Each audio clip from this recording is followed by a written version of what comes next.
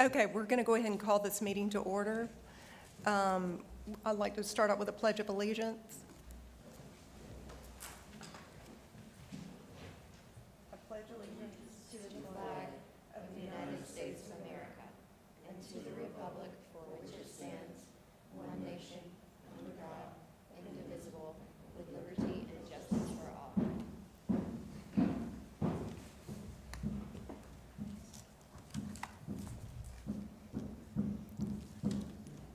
Okay, do we have a motion for the approval of the minutes, the meeting minutes from the last meeting? Okay. Okay. Just so you know that just for the record, we've been promised that we're going to get a break on the noise while we have our meeting. So if you can't hear us, let us know, and we'll try to speak louder into the microphones. The other thing is that because we don't have all the members of the board here, we need to confer with Tina Arroyo to make sure we have quorum. You do have a quorum. We have 2 members absent 2 members are absent, but you do have a quorum for today. for Okay. voting purposes. Okay, Thank you. Madam Finger, I'll make a motion to approve the meeting minutes from last meeting. Also second. Okay, thank you. This morning, we have some speakers that are signed up. As I call your name, you can come up and speak, and it will be limited to 2 minutes. So our first speaker this morning is Stephanie Shepard.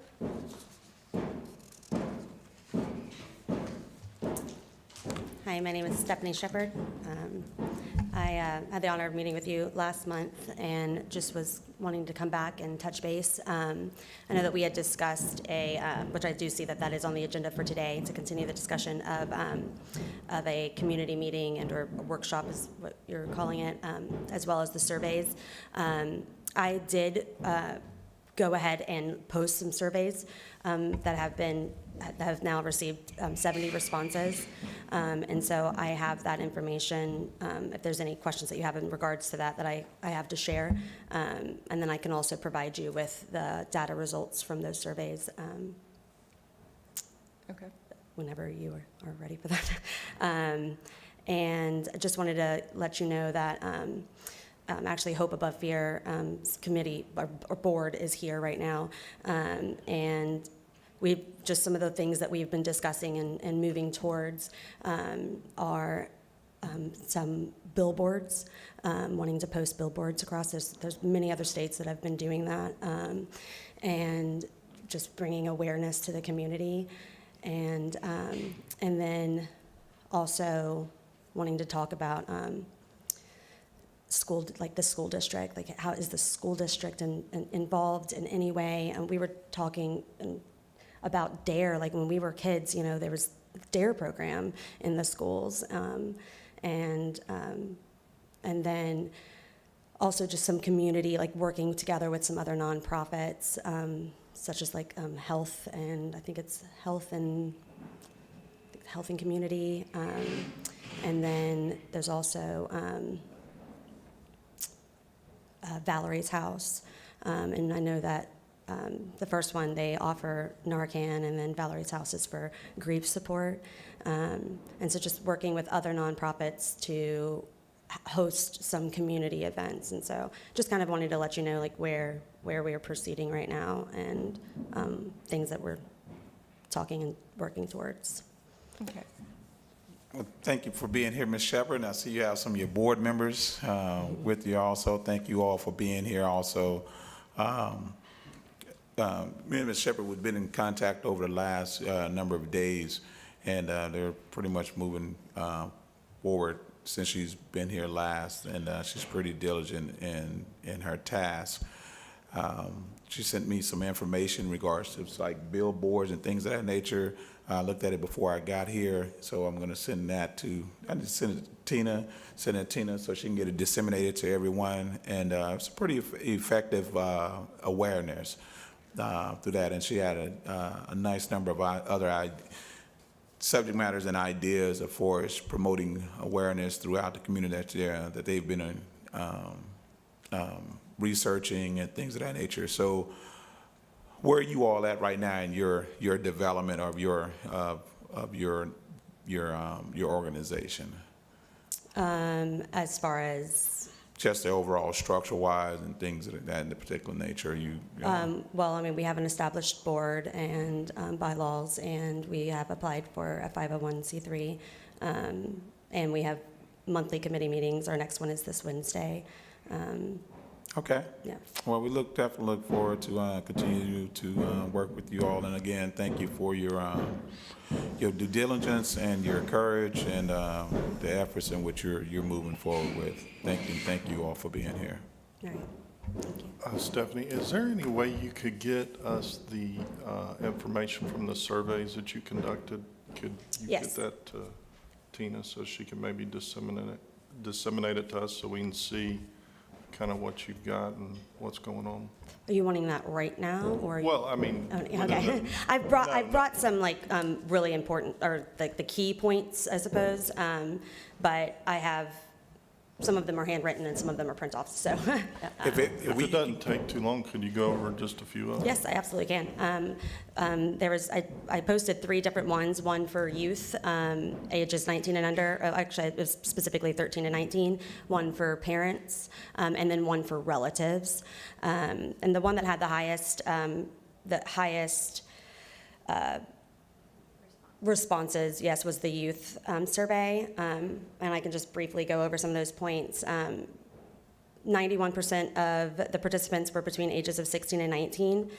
47% of participants reported that they are currently in or their last attending school was high school. 36 of those respondents specifically were from Booker T. Washington. 72% reported that their current or last school was in Escambia County. And 97% reported knowing someone from school that is currently using a substance. 97% reported driving or has been the driver under the influence, driving with or being the driver under the influence. 80% reported that they know someone who has tried fentanyl. Only 28% reported that they have access to Narcan at home. 61% reported that the majority of their social group uses drugs. 77% reported that they know someone who should seek or be offered help for substance abuse. Of that 77%, 5% were referring to themselves. 42% were referring to a friend, and 30% was referring to a family member. 37% reported currently using substances and wishing that they could get help. 63% reported that they have tried to stop using substances in the past. 42% reported that they have asked for help to stop or slow down their using. And 88% said that they did not know anywhere locally that they could seek help for substance abuse. The relative one was the next one that had the highest responses. And 96% reported that they had a relative between the age of 13 and 19 who has or is struggling with substance abuse. And 64% of those respondents do live in Escambia County, and 16% live in Santa Rosa or Okaloosa. The question of how old was your relative when they first began struggling with substance abuse, 76% were 16 years old or younger. Is your relative currently struggling with substance abuse? 32% said yes. But of the 68% that said no, 52% of those reported that their relative was deceased due to drug overdose. 63% said that their relative is or would be under the age of 24. That they were reporting, filling this out for. 91% said that they feel as though it is easy for adolescents to access substances in school or within their community. 76% said, as far as does the relative who struggled or is struggling with substance abuse have access to Narcan, 76% said no. Do you feel that our community needs more resources to assist with adolescent substance abuse? And that was a 100% from all respondents. And then, do you feel that adolescents ages 13 to 17 struggling with daily substance abuse would benefit more from outpatient or inpatient? 87% reported inpatient. Ms. Stephanie, your process of putting those out, how did you do that? I posted them on Facebook, on Instagram, and then I sent them to about 8 teenagers that are either seniors or have recently graduated, and I asked for them to advertise. Their form of advertising would, of course, be either Instagram or Snapchat. Okay. And so, Tina, I think you made mention before in a meeting that we were looking at doing a centralized site for the opioid. Was it you or was it the county person about creating a website or something of that nature for the opioid? We had made mention of something like a centralized site people can go to that they can just go to one link and take these surveys and develop those surveys. If I could, just a point of order real quick. Okay. So right now, you're in the middle of your public comment. Okay. So you may want to continue through your public comment and save some of these questions and instructions for when you get down to the county questionnaire. And in the meantime, if she'd like for us to make some copies of those so we can hand those out to the board, we could get them and send them upstairs and make copies, if that would be assistance to the board, maybe answer some questions. Okay, Sounds Okay. good? all right. And so you may want to move on to your next Yes. speaker. But you can always recall her or anyone that you want to ask some questions if they're comfortable with it. Okay, thank Okay. you. I do just want to add, just for record, that it was also advertised by Rick Outson in Weekly as well. Okay. Thank you. All right, thank you. Allison Wade. I was actually going to defer my time to Stephanie, so I think that worked out. Okay, thank you. Rachel Trahan. Same. Okay. Rodney Jones.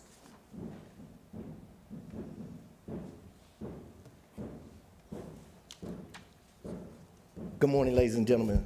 Again, my name is Rodney Jones. Morning. I'm the Executive Director of New World Believers. We're a community-based organization, a 501c3 organization. The reason I'm here because I had an opportunity to hear about your opioid abatement advisory board and saw that there was a need in the community. Well, my organization, we currently contract for the Department of Juvenile Justice. We're serving juveniles up to the age of 19, providing substance abuse treatment as well as behavioral modification within this county right now, currently under civil citation contract. We also provide additional wraparound services that are associated with the parents. 90% of the youth who live at and below the poverty line find that there are at least one person in their household, if not them, who are abusing substances. So we treat the parents also. We do a program called Family Forum and Bridges Out of Poverty, kind of help the families to navigate and to stabilize within the dynamics of their own community. Me, I am a returning citizen as well as a former addict, heroin and cocaine. So I had an opportunity to experience that way of life, but not only in that perspective, I had an opportunity to be the program manager for a therapeutic community. What that is an opportunity, is a community that's associated with addiction as well as mental health dispositions. So we did dual diagnosis while in that particular therapeutic community, not just offering abuse treatment, substance abuse treatment, but helping individuals to stabilize so that they can go back into the community and navigate a lot better. Meaning these individuals will come there, they'll receive substance abuse. If they're missing GEDs, we help them to stabilize, get their GEDs, any social services that are necessary. We kind of help them, we plug them into those particular services so that they can be a better and more productive individual once they leave our treatment center. As well as I have the experience, not just from using substance or abusing substance or being in that environment, however, I have went to school. I have a social work degree from the University of West Florida, and that was good to help navigate individuals to different resources within the dynamics of our community. Also, I am a clinical mental health counselor of psychology by degree. I did my postgraduate work at Walden University for clinical psychology. I'm a certified EMDR therapist as well as a certified emotional intelligence therapy, something that's really, really growing in our community where it allows us to delve deeper into the emotions of the young person who is committing these crimes or has these adverse behaviors where they're participating in substance abuse and things of that nature that might cause their demise or at least derail them for a particular time period. So I had that opportunity to see all of this happening, and I just wanted to be able to come and talk about what we're doing. I heard the young lady and what they're doing. I would love to be a partner or at least put together a team or help be a part of a team that helps to alleviate some of these issues within the dynamics of our community. Thank you. All right. Madam Rodney. Chairperson, I just want to make sure that you were aware that they needed to, when they come up and announce their names, they also announce their addresses. If it's a protected address, we would just need to know that that's confidential, Okay. but they need to be announcing their address. Okay, Thank you. thank you. Thank you for being here, Mr. Jones. You're very welcome. So you currently are in motion already. You already have a situation that's already up and operational. Oh, yes, sir. We currently operate at 2112 West Young Street. We have a 5,000 square foot location that we own as an organization, and we provide those services from there. Okay, so you say that you did a treatment center, so you did a inpatient treatment center before? We did. We had a therapeutic community. I was the program manager of Pathways for Change. If you guys could Google that and find that out and see what that is. I was the program manager as well as director of that therapeutic community. That is an inpatient residential treatment center where we provided treatment for dual diagnosed patients, people who came in with psychological dispositions as well as substance abuse issues. Awesome, awesome. And just for the record, the name of your organization once It's again. New World Believers. We are a 501c3 organization. Okay, awesome. All right, thank you. You're welcome. The next speaker, if you'll, when you come up, if you will also give us your address, Lindsay Von Kruger. Hi, my name is Lindsay Von Kruger. I'm secretary of the Board of Hope Above Fear. I would like to say we would love to partner and speak about any opportunities that we could partner with. I wanted to reiterate regarding the survey that Stephanie sent out that we did use a survey site to create our survey, so there is a link that can be sent out, or used, in a larger capacity, or if it, and I don't know if you want our organization's address, but we can provide that. Or do you want my personal address?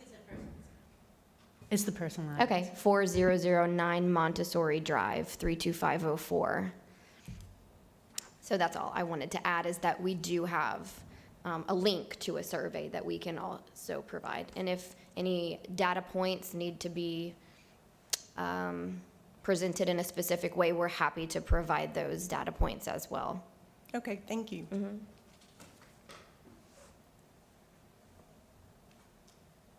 Dr. Calvin, I'm sorry, your last name?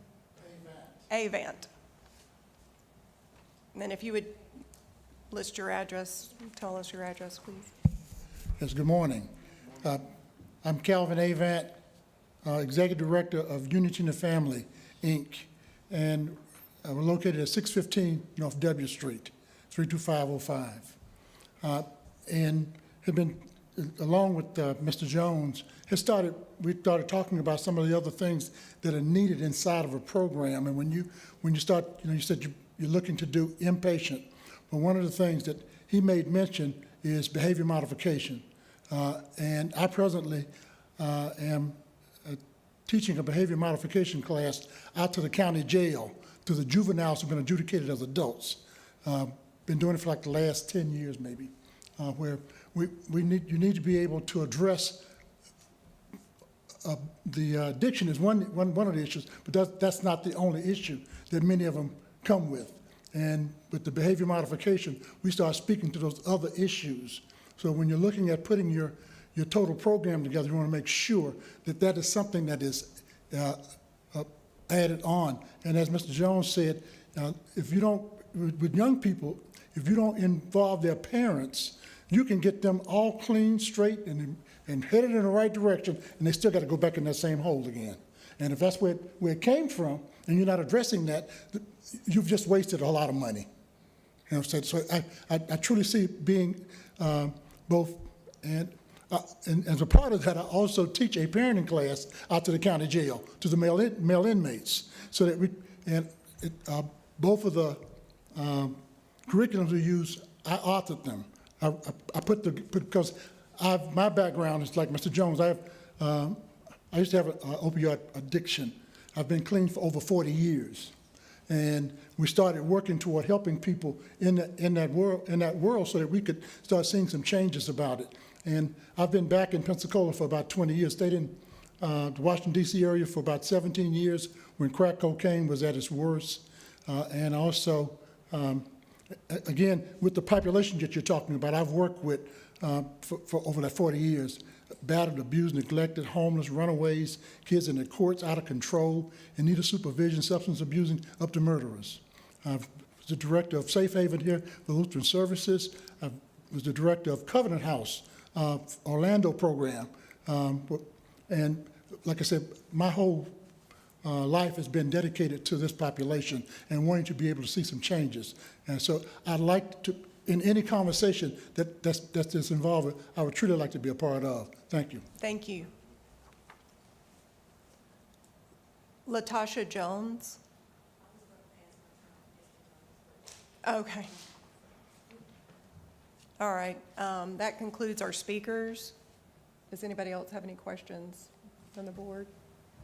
It sounds like it has quieted down. This might be the best opportunity.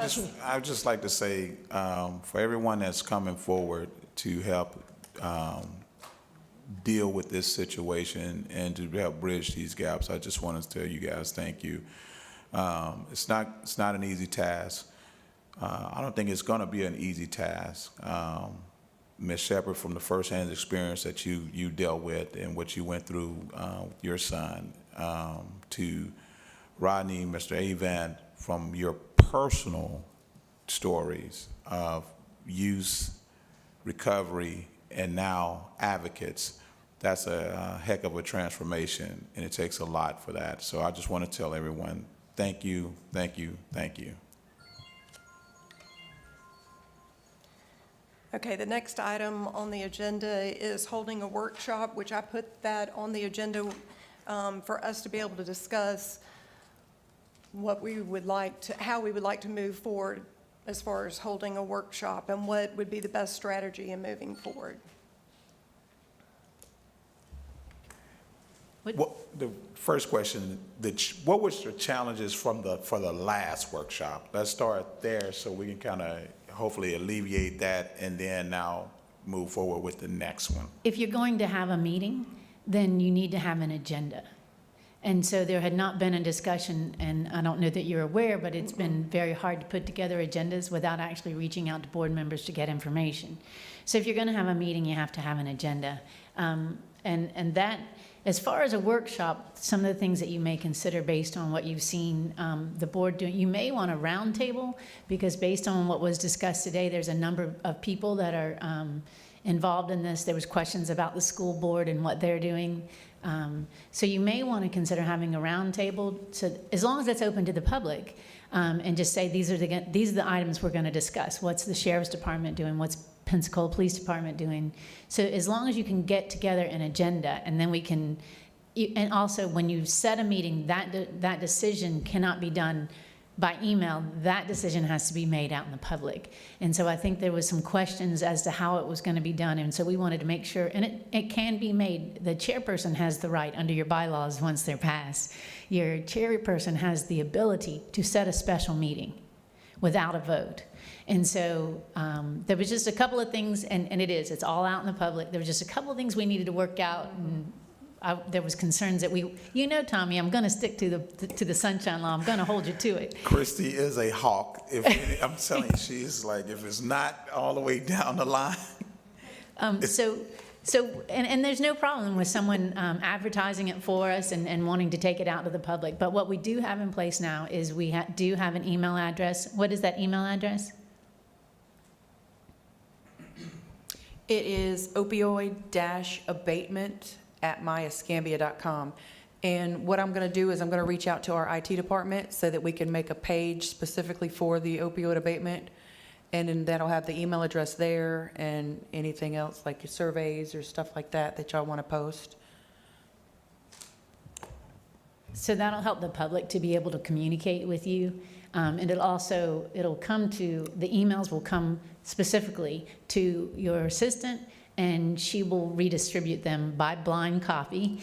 And they'll also be posted on the website so people can see what's going out in blind copy as well. Tommy and I have a very close relationship we're developing here with the understanding of Sunshine Law, but he's got it. He's got it. Yes, So- so location, I know we discussed location, how that could be kind of tricky. Now, I noticed Chip Simmons and some pastors and some county commissioners got together and they did a roundtable about gun violence. So how complex would that to take that same format and do that the same way they did? I would have to look at what exactly they sent out, but I don't see it being a problem. You just have to have enough time for those people to coordinate and make sure those schedules would work. I would imagine could be a communication from Tina out to them to see if you had a couple of dates that look good, and then give us enough time to get back here as a board to put it out to the public so that we're not making those decisions. If you wanted to select a few dates that you think might work for you today, and then she could work with other members that you might want to appear, might want her to confer with, and see if we can't get that done in a location she can, and then we come back here and you'll make that decision in the public eye to determine where it'll be. I think they did it at Brownsville Community Center, and they had a square type table setting, certain interests from the community, like these people that's here, plus a few others, and they just had discussions, and I think it was, it was open to the public. But that format like that, you were saying like a round table format first, and I think Tina brought up last time, sometime the security issue comes up because they go home at a certain time or something of that nature can't cause a conflict for the last workshop. So can you speak to that, Ms. Tina? How does that work? As far as here in the chambers, where if you have your meeting here, it can be recorded and streamed live for the public.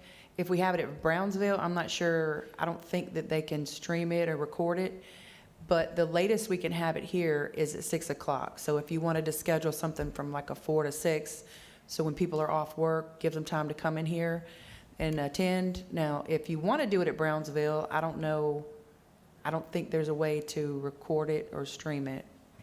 We would have to confer and see who handles that. I believe is David here today? So we would have to be out of the chambers by 6, or we just have to been started before 6? Yeah, the security guards leave at 6, so if we were to schedule a workshop between 4 and 6, that would be a perfect time, and then you could stream it and record it, and the public can view it. As far as the Brownsville or having it at another location, I believe Jeanette might just tell us.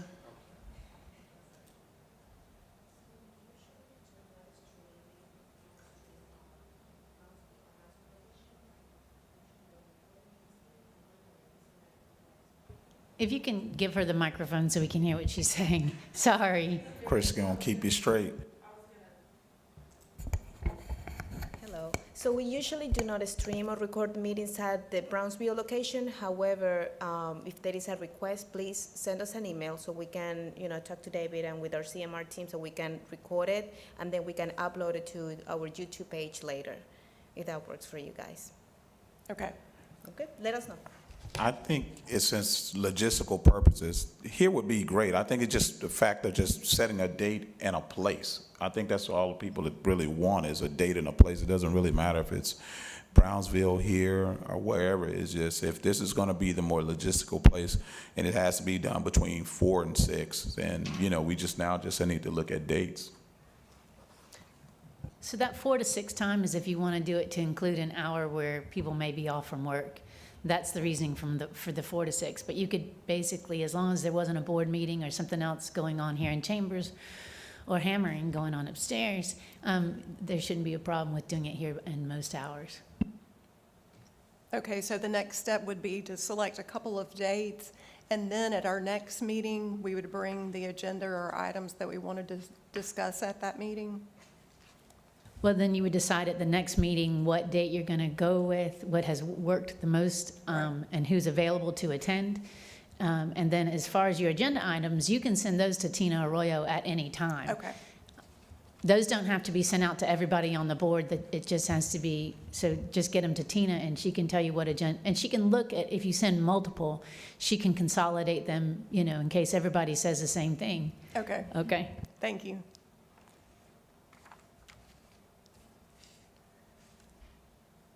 Do we want to go ahead and select a couple of dates to look at? Yes. Okay. One thing I would need to know is who do you want at this roundtable? And when you select the dates, I'll have to confirm that Chambers is available before we set it in stone. Okay. Okay. So let's first start looking at, when is the next Board of County Commissioner meeting? So we won't even This week. this week, as far as March, because we have to meet and approve the date before we can actually have the date. So, So we need to know, when is your this next board meeting? Let's start from there, and then you Okay. want to look beyond that. okay, the first Monday in March is March 6th. That's a good date for me. March 6th? Yeah, Okay. that's good. We're doing 10 or 11? 10, 10? Okay, let's go March 6th, 10 o'clock.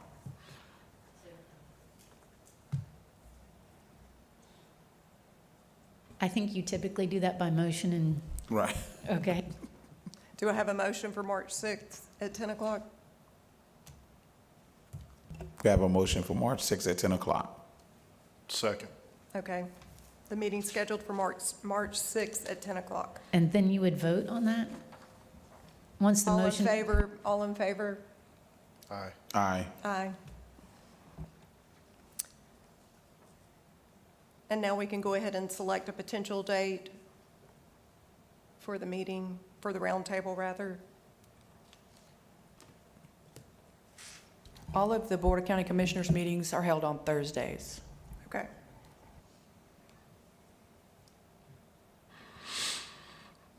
Okay. So the next one is which Thursday in March? Is it, what Thursday would that be?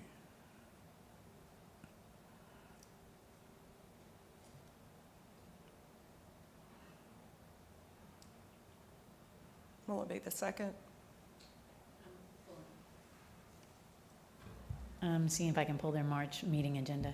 Well, yeah, well, I guess it really doesn't matter. We just select another date outside of Thursday unless you guys want to do a Friday meeting or you want to have it more early in the week.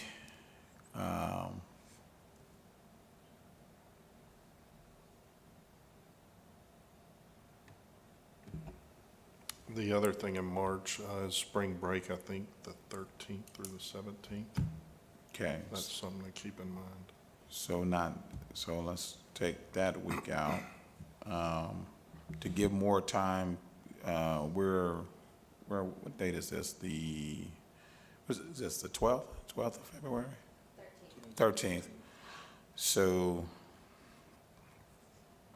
I would suggest around that week of the 20th or the last week in March. And the reason I say that gives a good month or so for advertising. I suggest we do it the last week of March. The last week in March? Okay. So would you want to do it the 31st, that Friday, or would you looking more at the beginning of the week? Probably the 27th or 28th, that Monday or Tuesday. Okay, Why don't we keep it the 27th, a Monday? That'll be easy to remember. okay. So Sounds- do I have a motion that we select that date? Do I need to do that? Or we I just, think you wanted to get a range of dates. Okay. So if you want to, you could do them one at a time, or you can, did you say March Okay. 27th? yes, March 27th. Because you're just giving her dates to look for, and then you'll vote on it the next time. So if you just want to Okay. discuss possible dates at this point, that would be fine. So do we want to do the end of April, like April the 24th for a second date, for a follow-up date? If that doesn't work, if we can't do the March? Either the 27th or the 31st. I think this, She's talking in April now. in April. April. Okay. The 27th or the, what is that, the 1st of, The Monday is the 24th for the last week in April. okay. Or you want to go to first Monday in April?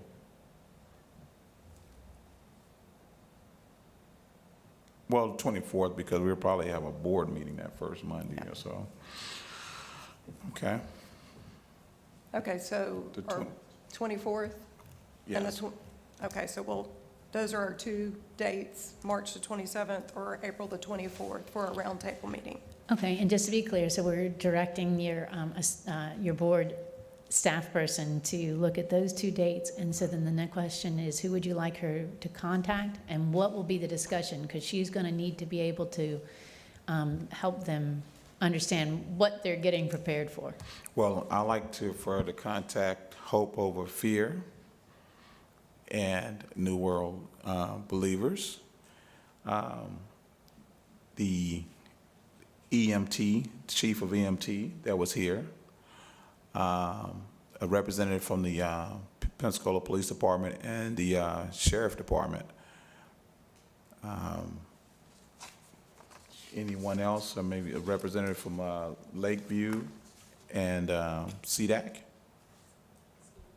And the school board, school district? Okay, representative from the school district.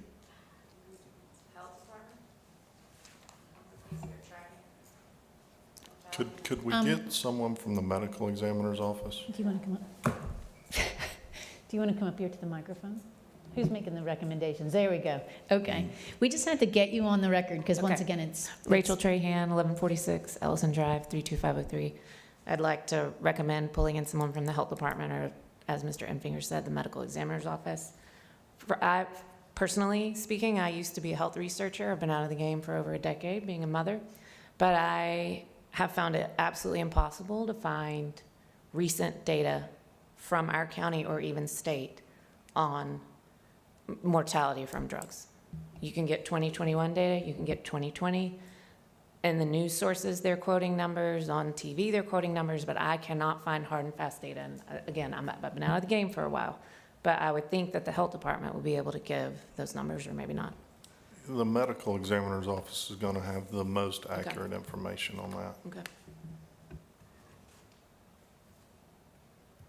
So these are, this is a lot of people that you're suggesting, and I don't disagree that you do need a wide variety, and there's a chance that a large number of them won't be able to make it. It's not as easy to just call over and say, hey, sheriff, can you send us somebody? right? So if you have ideas of who can be contacted, then I would recommend, especially somebody at the school board. I've made that attempt and been unsuccessful, so if somebody knows who we need to contact at the school board, then that would be good information to provide to, you can send it to that email that Tina announced, and that would help her know where to go with making these phone calls. Okay. And the next thing, we would need to know what items are going to be discussed at that meeting, or what we would like discussed at that meeting. I guess, Tommy, you were wanting, I guess, to find out, I guess, what program, what like the sheriff's office is doing, the police department's doing. I guess find out what Services. these people are already offering. I guess, wasn't that what you were? Yes, just basically, right now, currently, far as the opioid, what's currently being done? The chief of EMT, I forget his name, what's his chief name? Mr. Chartel came in first week and did an awesome job of outlining what they're moving forward on. And also, not only currently what they're doing, but what are the plans of combating this situation for the future. Second thing we need to have are people that, to speak on currently, you know, any outside organizations, we have one that's developing, we have one that's already in motion, what they're doing. And then the third, like we have in our meeting, a public forum, a opportunity for the public to speak on their experiences and what they feel like should be done. And I believe from those inputs, we should be able to gather a great amount of information to come back and have a pretty good platform to springboard off of. So if I understood you correct, on your first step is what is the plan for handling it as What are they where doing we are right now? Yes, currently. Okay. And then second of all, is what is available currently? Yes. Okay. And then finally, a public forum, and you may want to do those in different orders, but those are the three main topics. Mm-hmm. Yes. Okay, from law enforcement, you may want to find out a little bit more detailed of what their encounters are. What are your numbers in the field when it comes to law enforcement? Perhaps the need for Narcan, and how they go about getting their supplies and what kind of training they receive. And also, can we, and I know there's a long list of people, but one thing that came about from the last meeting, we talked about the representative, Miss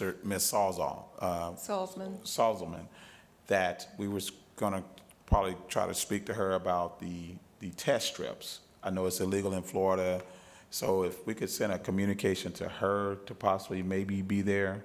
I know I don't know when they, you know, what their schedule is like in Tallahassee, that would be great. And also lastly, not least, but some type of media outlet, WAR or someone to, you know, be there also, kind of like they publicize the gun violence thing. Just, I know everybody can't be there, but as long as we can just send out the invitations. So what would happen as far as the press is concerned? Our press office will prepare an announcement. It basically goes on our website. I don't know if they email that out, but they will prepare an announcement Okay. from our press office. And yeah, I think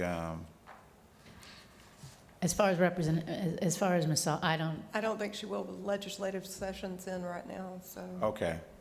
I mean, I know it'll be a busy time. I'm not sure. And probably a good idea to keep that, though, once you have started working out some of your plans, then you have an area to know to ask her about. I would keep it pretty tight. I think she's probably fairly busy as much as she does put into the community. Okay.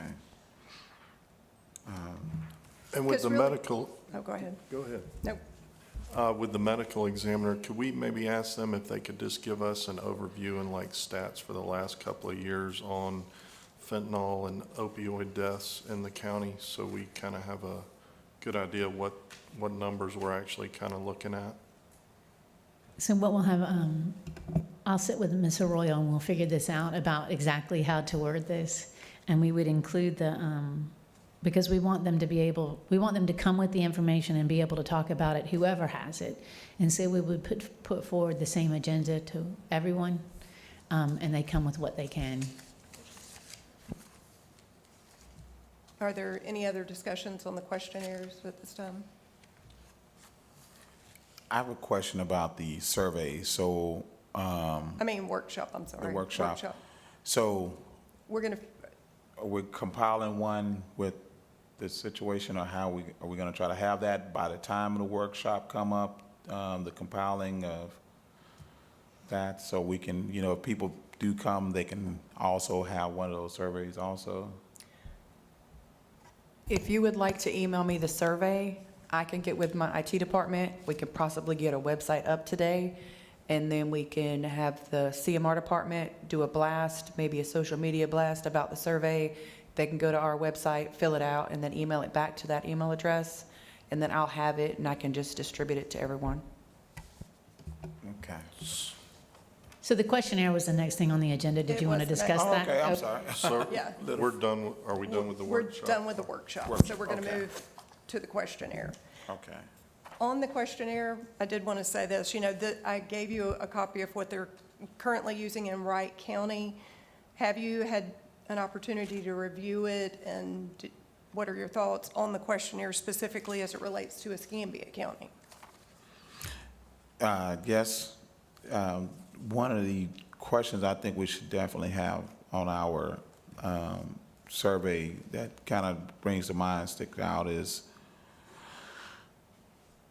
the particular drug of use. Like, what are you know, so we can kind of get an idea of what's more popular, you know, that we make sure that that's included in the survey is drug of use, like the drug of, I guess you say drug of choice.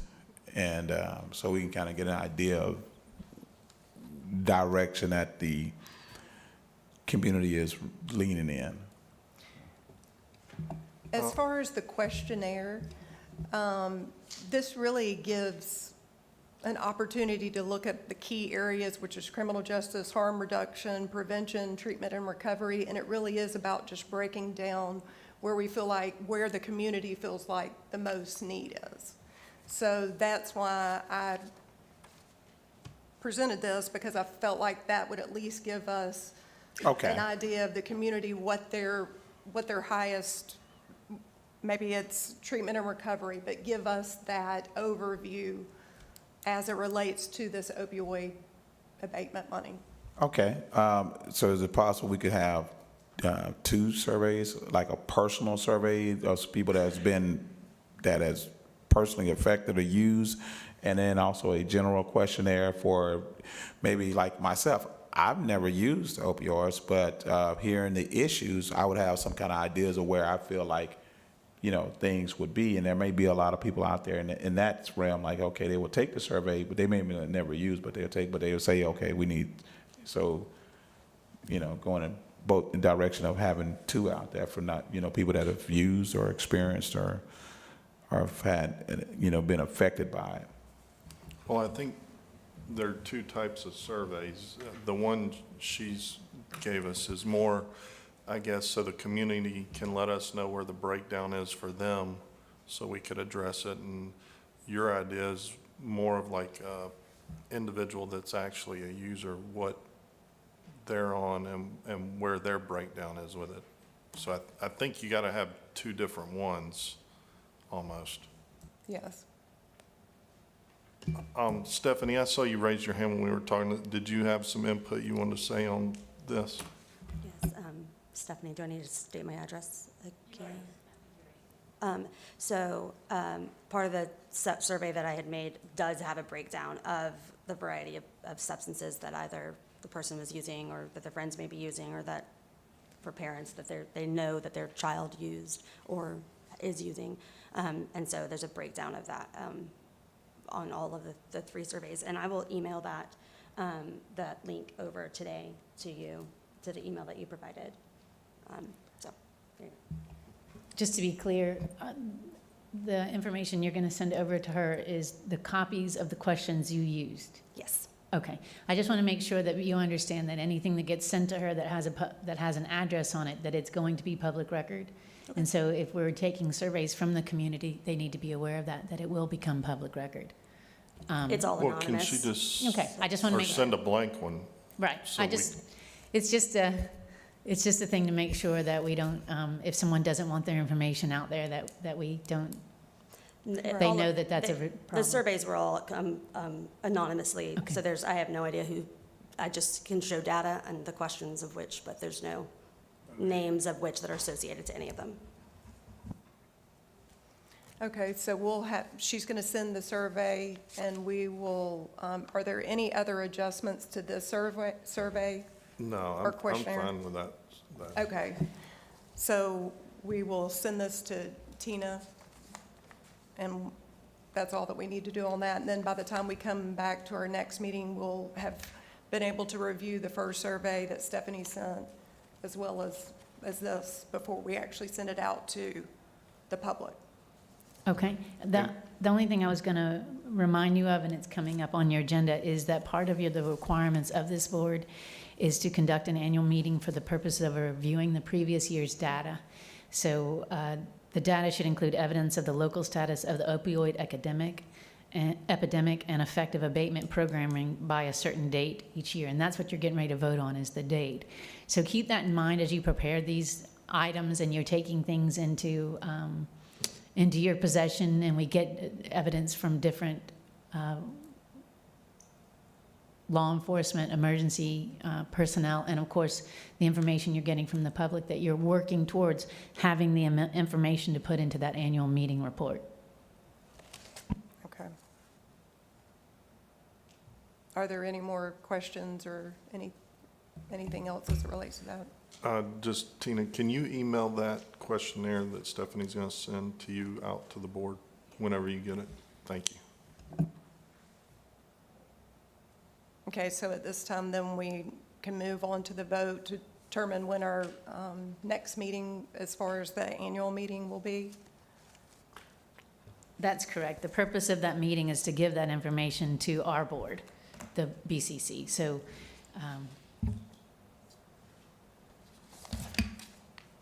Christie, is there a time frame that has to like a certain, can you give us some certain dates when that has to happen by? Or do you know? I was just looking to see if we had put anything in here about that. Just a moment. I don't think there's any dates in there. So we got started, what, was it October of last year? So we are under the same fiscal year as the county, correct? Right, so I would recommend that you give them enough time to work with that. The requirement for the regular meetings is that you'll meet no less than twice a year, which you've covered that. And that data is compiled to be given to the board for review and consideration. So considering that we operate on a fiscal year, you'd want to schedule it with enough time for the board to look at it. For someone from this board may need to present on it, and usually that's the chairperson. So if our fiscal year ends in September 30th, in that first year, that ends a year. And we compile this data, so giving a little time for that. So maybe would January or be too late, or or would that be like, so you have October on, so we should do it before the end of the year. So if our fiscal year, You want to do it before the end of the fiscal year. before the end of this fiscal year? Right.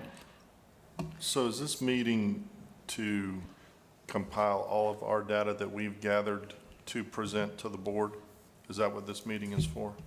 But wouldn't we have to wait for the fiscal year to be over before we can do an annual report? Per our bylaws, I think we'll have to do that prior to. Right, you would do, I understand that you're in your first year, so it's not going to be able to be as full and complete because you're not going to have anything to compare it to from the previous year. But you would want to present it to the board prior to their meeting on the fiscal year. So that's October. So you may want to start looking at, I would say August gives you a good opportunity to get all the information you've already gotten and then see what you need to fill in by September. What holes you need to fill by September. Okay. So we go to around August So what you would just pick is your August meeting. meeting. You wouldn't necessarily have to put the date. So like that first Monday in August is the 7th. Yes. Do that for the annual meeting this 2023. Yeah, I'm good with that. Okay, so now I can take a vote, or I need to take a vote for all 3 dates, a motion, Christie, for all of the dates we've discussed so far. So the motion, as far as the other 2 dates, we don't need a motion on that yet, because those are just recommendations at this point. As far as the required annual meeting, you would need to agree to the August 1st Monday as the date for each year. Okay. And then I don't know that you've adopted the bylaws, because we had to fill in that blank. And so then you would also have a vote on, you would have a vote on the date and then a vote on the bylaws. Okay, so do I have a motion for the date of the first Monday in August for the annual meeting? Madden Fingers, so moved. I have a second. Okay, all in favor? Aye. The next item is voting on the bylaws. Do I have a motion to accept the bylaws? Like to make a motion to accept the bylaws with the addition to the annual meeting being the first Monday in August. Do we have to add that to the bylaws? We will incorporate that. Okay, with that amendment, as so printed and given to us. Madden Fingers, second. Okay, all in favor? Aye. Aye. I don't have any other items to be discussed on the agenda, so at this time, the meeting will be adjourned.